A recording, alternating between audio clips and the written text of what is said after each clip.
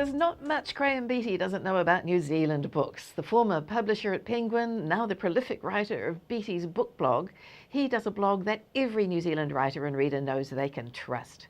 We've asked him in today with an armload of some of the best non-fiction titles. You can guarantee that if Graham likes it, it's going to be good. Hi Graham, it's great to have you back on the show again. Thank you. Now we've talked, the last time you were in, we talked a lot about the e-book business and, you know, all of the battle that's going on in the publishing world with books online. But there's one breed of book which just endures, doesn't it? And here you've got about what feels like 100 of them, just a few of the many fabulous coffee table books around. Yes, the coffee table book genre does seem to be alive and well. I mean, I could have brought along 20 rather than just 5, but these are 5 are picked out, but certainly, and it's interesting with ebooks, you know, because they seem to have plateaued, but most of the growth is in the fiction area, but in this non-fiction, people still want to pick up a book and look at the lovely illustrations, I think. Yes, because it's the graphic design and the feel of these fabulous books that make them so appealing, isn't it? Absolutely, Yes. and the standard, I mean, 4 of these 5 books are New Zealand published books, and the standard, the quality of the design, the production values is just every bit as good as anywhere else in the world. In fact, I think, you know, they just top the class. Yeah, but they'll be all designed here, printed in China will be the thing, won't it? Or India maybe, but yes. But still. So let's start with the Australian book. Yeah, well, this is the one that isn't the New Zealand book, the Australian book, The Art of Pasta, and Lucio... That's a beautiful cover, isn't it? And this is everything you ever want to know about pasta, Lindsay. You probably wouldn't want to take this book into the kitchen. Yes. It is to look at the lounge and then go into the kitchen. Wouldn't want to splatter it with oil, would you, though? No, but Lucio Giletto, he owns a famous Italian restaurant in Paddington, in Sydney, called Lucio's, and I had the great pleasure of going there during the year actually for a 65th birthday party. It's just a gorgeous book with absolutely everything you could wish to know about pasta. I mean, in the beginning he tells you about making it, which doesn't interest me, I have to confess. Yes. I Lots buy of the people ready do love made that stuff. though, don't they? They do. It is. But I find all that winding very therapeutic. Yes, but then there's 100 or so recipes, all beautifully illustrated. Yes. Every sort of pasta you could imagine is in there, and it's just a stunning book. And the meal that we had at his place, they just look like that. Yeah, and the design is really nice, and I love that sort of hand-done looking calligraphy font, which looks terrific on the jacket. Lovely, isn't it? Yes, and Italian food, of course, everyone's favourite, just about. Yes. At least one day a week, yes. Okay, what have we got here Well, then? this one Selling is the Dream. Selling the Dream, and the subtitle is The Art of Early New Zealand Tourism. And of course, before the 1960s, when colour photography and television really took over the advertising industry, we used to make posters, design posters and things for promoting our tourism both in New Zealand and overseas. And this book has got over 1,000 gorgeous images of these posters, many of them going back to the 20s, 30s and 40s. Wow. And they're themed, so that one where we just opened is Milford Sound, and there's a series of beautiful pictures of Milford Sound, and there's a section on Rotorua, there's a section on airlines, a section on rivers and so on. Beautiful, beautiful book. Such rich visual heritage. Lovely, lovely. And just the quality of this, you know, and these lovely French folds, which I really appreciate when publishers do that. Oh, is that a French fold? I didn't know that. That's called a French fold, where it's like that, so that it stops it wearing on the ends like that. And that's a true coffee table book when it's got French folds.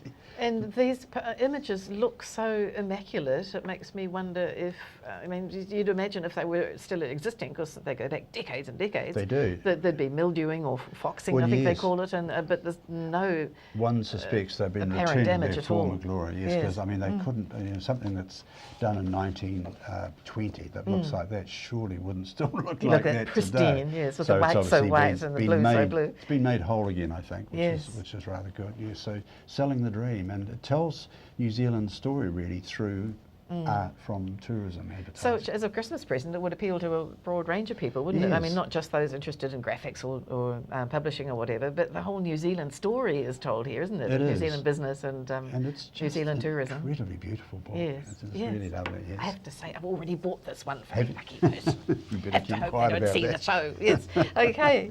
Now this one, Big House, Small House, New Homes by New Zealand Architects, and this is by John Walsh with photography by Patrick Reynolds. Now, Yes, Patrick Reynolds, such of course, he's our finest architectural photographer.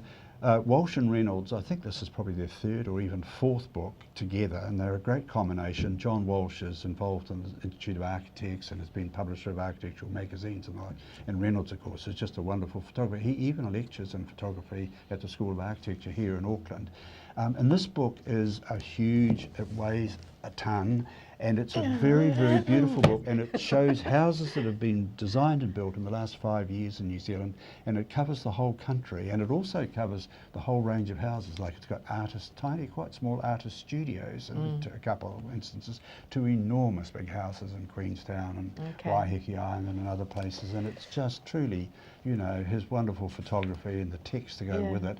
It doesn't surprise me, Lindsay, to learn that New Zealand architects have a very fine international reputation for residential design. I mean, this just shows you why. It's just truly and gorgeous. It's nice to know it covers large places and small places, because I often sort of feel with coffee table tomes about truly beautiful homes, that there's that feeling of, oh, well, yeah, it's gorgeous, but, you know, unless you're a multi-millionaire, who can afford this stuff?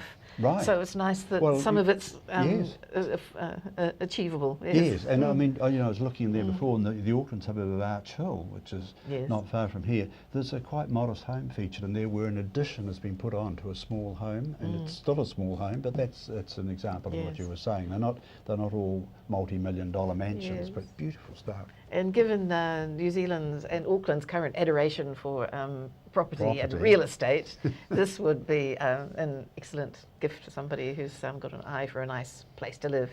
Absolutely, and it'll probably add to the inflation. And don't say it, don't say it. I mean, I must say, you do become rather envious when you're looking through some gorgeous places, and of course, most of the time there's no people in them, because you know, the people are anonymous. They show you the houses, and there's 2 houses in there that I've actually been in, so I was curious to see. Of course, cynics call it house porn, don't they? But even so, it's just so lush, isn't it? I guess house porn is a good description.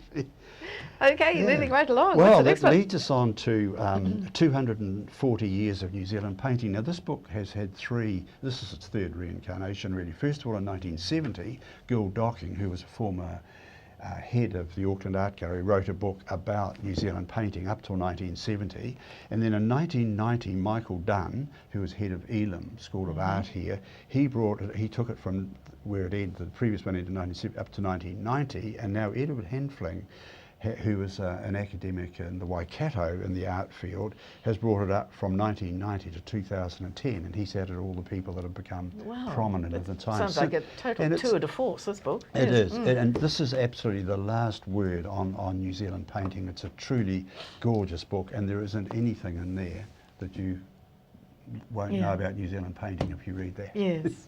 So this will take its place in the best libraries in the country, won't it? Yes, I mean, I remember way back in my book selling days in Napier selling the first one, and it was a major event when that was published, and then the second one, and now the third one. It's a wonderful idea, every 20 years or so, bringing it up to date, so you just keep adding it. Superb. And this last one, well, the last one, and save the biggest and perhaps the best till last. This is Buller's Birds of New Zealand, and it's in a beautiful slipcase, and you see that. It's $150. So, you know, and there's look at that beautiful gold edging on there. Gold edged. And this, of course, is a total reproduction of the famous book published way back in, I think, about 1888 or something. And the few surviving copies of the original one sell for thousands and thousands of dollars. Most of them were taken apart, and the plates were taken out, and they were sold individually, and even the plates today command a lot of money. So this is the first time it's been available in a form that you and I can afford. So there are just a few original tomes in the Alexander Turnbull Library or something, presumably. It's a complete reproduction, and the Te Papa Press published this, and they've done a truly wonderful job. The ultimate coffee table book, really. It's beautiful, and it just reminds us of those days way back when James Cook first came, and they said that the bird song coming from the New Zealand forest, jungle, bush, whatever they wanted to call it, was amazing, and so much of it's silent now. And here are the birds. Perfect reminder of that time. Yes. Thank you so much for bringing us all of these beautiful books, and I hope we'll see you again next year, Graham. Thank you, Lindsay.